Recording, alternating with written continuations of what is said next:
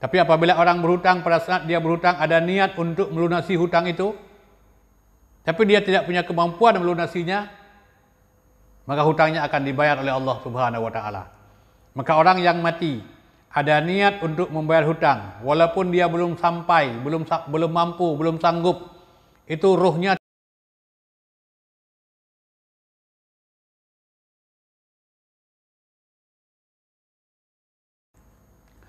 Assalamualaikum warahmatullahi wabarakatuh. Alhamdulillah alladzi arsala rasulahu bil huda wa dinil haqq liyudhhirahu 'alad dini kullihi walau karihal musyrikun. Pada kesempatan ini saya ingin sampaikan kepada kita semua yang hadir pada pertemuan ini tentang hutang wajib dilunasi. Sebaiknya sebelum jenazah dikebumikan, atau paling tidak sebelum jenazah dikebumikan sudah ada yang menanggung orang yang mau membayar hutang. Sudah ada pihak yang bisa dialihkan, dan bukan hanya sekedar pengalihan, tapi juga dibayar. Karena persoalan utang sesuai dengan sabda Rasulullah SAW, Rasulullah berpesan, nafsul mu'mini, roh orang mukmin, mu'allaqatum bidainih, akan terkatung-katung antara langit dan bumi, hatta yuqta anhu, sampai lunas utangnya. Ini hadis riwayat Imam Ahmad dan Ibnu Majah. Satu ketika Rasulullah SAW duduk sambil menundukkan kepala. Kemudian Rasulullah mengangkat kepala, memukul dahinya. Sahabat menyaksikan peristiwa itu. Tapi pada hari itu Rasulullah tidak ada satupun sahabat yang bertanya. Keesokan harinya ada sahabat yang mendatangi Rasulullah SAW. Lalu mereka bertanya, wahai Rasulullah, kemarin saya lihat Rasulullah melakukan begini dan begini. Kemudian Rasulullah memberikan sebuah jawaban. Subhanallah, kata Rasul. Subhanallah 2 kali. Kemudian Rasul mengingatkan perkara yang paling besar dalam kehidupan umatku adalah perkara hutang. Maka itulah Rasulullah tatkala diberitahukan oleh Allah kemarin, Rasulullah mengangkat kepala sambil memukul dahinya. Jadi begitulah beratnya beban utang yang harus dipikul oleh jenazah setelah dikebumikan. Seandainya dalam hadis yang lain ada orang yang ditakdirkan oleh Allah mati dalam peperangan, syahid, kemudian ditakdirkan dia hidup lagi, kemudian dia syahid lagi, manakala utang tidak selesai, maka dia terhalang masuk surga. Padahal mati syahid sama-sama kita ketahui bahwa orang yang mati syahid itu terbebas daripada siksa kubur. Orang yang mati syahid adalah masuk surga tanpa hisab.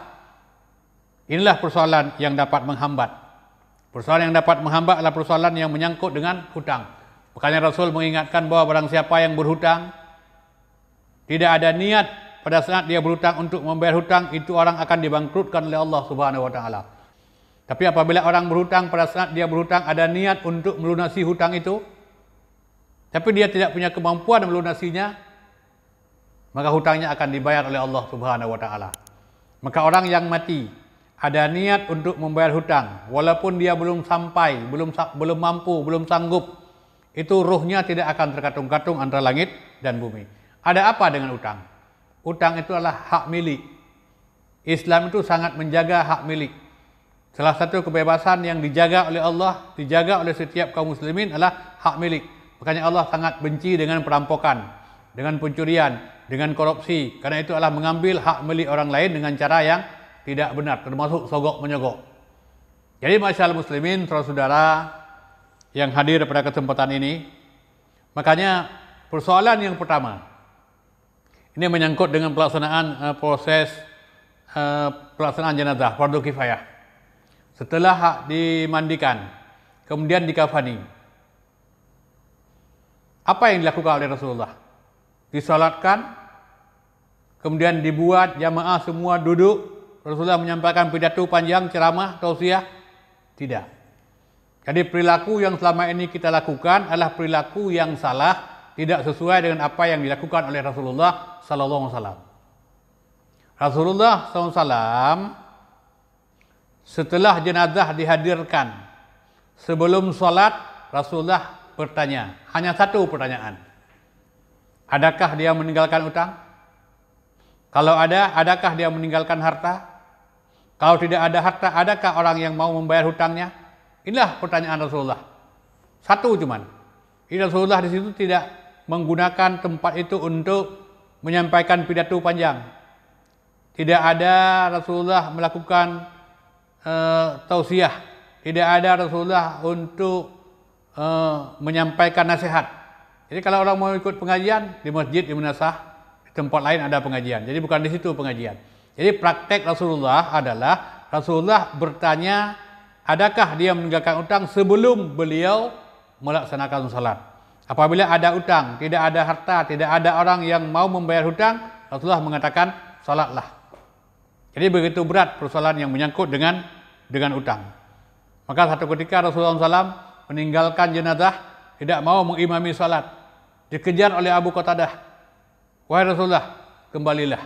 Wahai Rasulullah, bersedialah menjadi imam salat. Saya yang membayar utangnya. Baru Rasulullah mau. Jadi saudara-saudara, persoalan utang hanya satu persoalan yang sangat penting, yang perlu kita jaga, yang perlu kita pelihara. Jangan sampai ruh kita nanti pada hari kiamat terkatung-katung antara langit dan bumi. Makanya hendaklah kita usahakan. Maka setiap ada orang yang meninggal dunia, kita usahakan untuk bisa hadir lebih cepat. Agar kita bisa mendoakan dengan doa yang terakhir. Maka tatkala sampai berita kematian kepada kita, tidak ada jawaban lain. Jawaban yang kita sampaikan, ucapan yang kita sebutkan, inna lillahi wa inna ilaihi raji'un. Allahumma ajirni fi musibati wa akhlif li khairan minha. Jadi apabila ada datang berita kematian, bukan yang kita tanya, kenduri tujuhnya hari apa? Jadi bukan kenduri yang ditanya. Yang ditanya jenazahnya sekarang di mana? Kapan disolatkan? Jadi mudah-mudahan doa orang mukmin akan diterima oleh Allah Subhanahu wa taala. Rasul mengingatkan bahwa apabila ada jenazah disolatkan oleh 40 orang yang tidak melakukan kesyirikan kepada Allah, dosanya akan diampuni. Atau pada hadis yang lain, apabila ada jenazah disolatkan dengan 3 saf jamaah, maka dosanya akan diampuni. Paling tidak dikurangi oleh Allah Subhanahu wa taala.